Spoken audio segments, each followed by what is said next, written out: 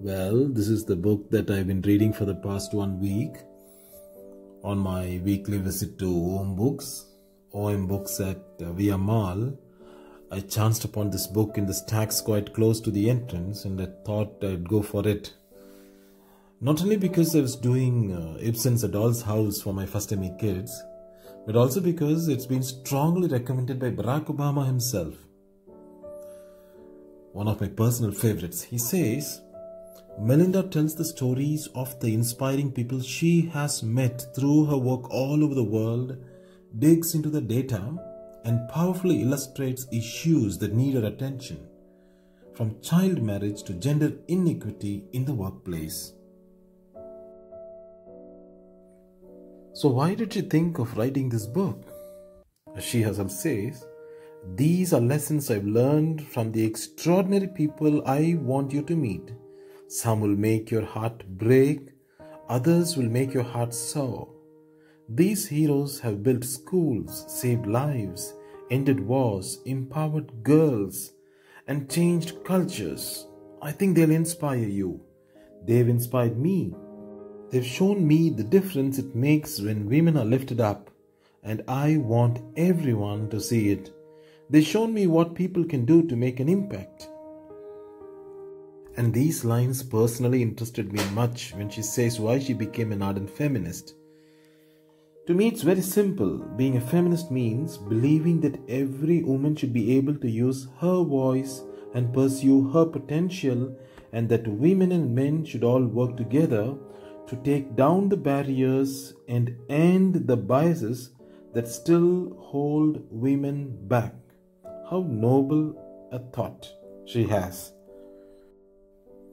Melinda then talks about the failure of the economists to acknowledge unpaid work. A woman would put in a full day at work. When she finished her paid work, she'd help the kids with homework, vacuum the living room, do the laundry, cook the dinner, put the kids to bed. Hours and hours of work that were going completely unnoticed and uncounted, she says. So, an economist named Marlin Waring saw this deep bias and began looking for ways to change it.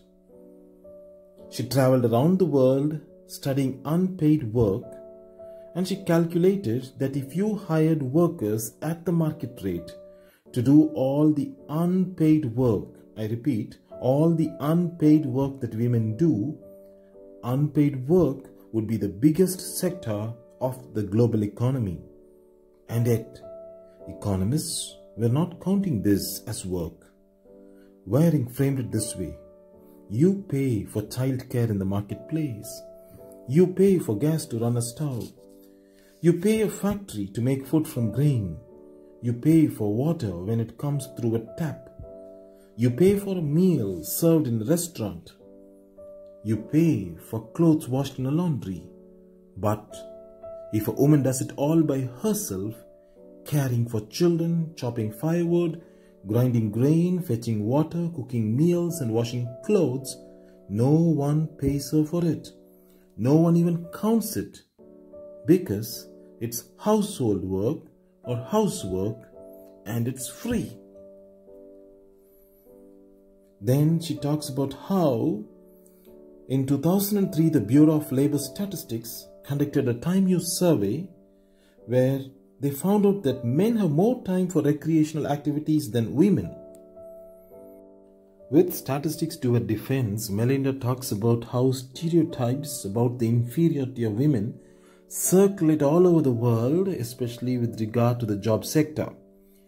In Russia, she says there are 456 jobs that women cannot perform because they are deemed too strenuous or dangerous. Women there can't become carpenters, professional divers, or ship captains, to name just a few positions. 104 countries have laws that put certain jobs off limits for women. In Yemen, a woman can't leave the house without a husband's permission. 17 countries have laws that limit when and how women can travel outside the home. In Sri Lanka, if a woman is working in a shop, she must stop by 10 p.m. 29 countries restrict the hours women can work. In Equatorial Guinea, a woman needs her husband's permission to sign a contract. In Liberia, if a woman's husband dies, she has no right to her family's assets. She herself is considered part of his property. In Tunisia, if a family has a daughter and a son, the son will inherit twice as much as the daughter. In 39 countries, they have laws that keep daughters from inheriting the same proportion of assets as sons do. In Hungary, men on average are paid a third more than women in managerial positions, and this does not violate the law. In 113 countries, there are no laws that ensure equal pay for equal work by men and women. In Cameroon, if a wife wants to earn additional income, she has to ask her husband's permission. If he refuses, she has no legal right to work outside the home. In 18 countries, men can legally prohibit their wives from working. Finally, she says, discrimination against women is perpetuated not only in laws that exclude women, but also in the absence of laws that support women.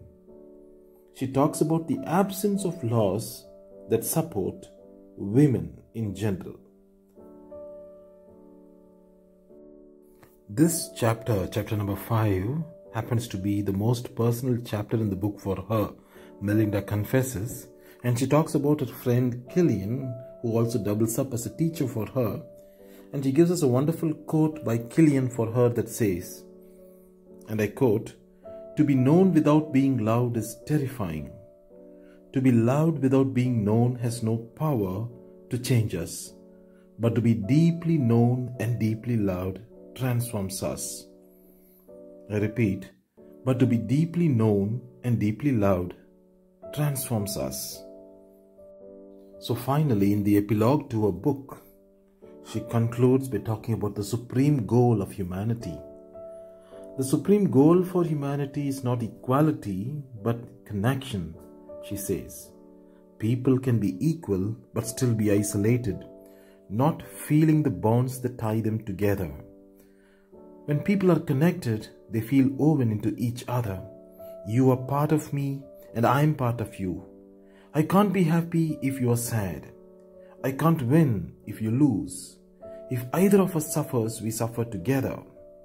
This blurs the borders between human beings, and what flows through those porous borders is love. Love is what makes us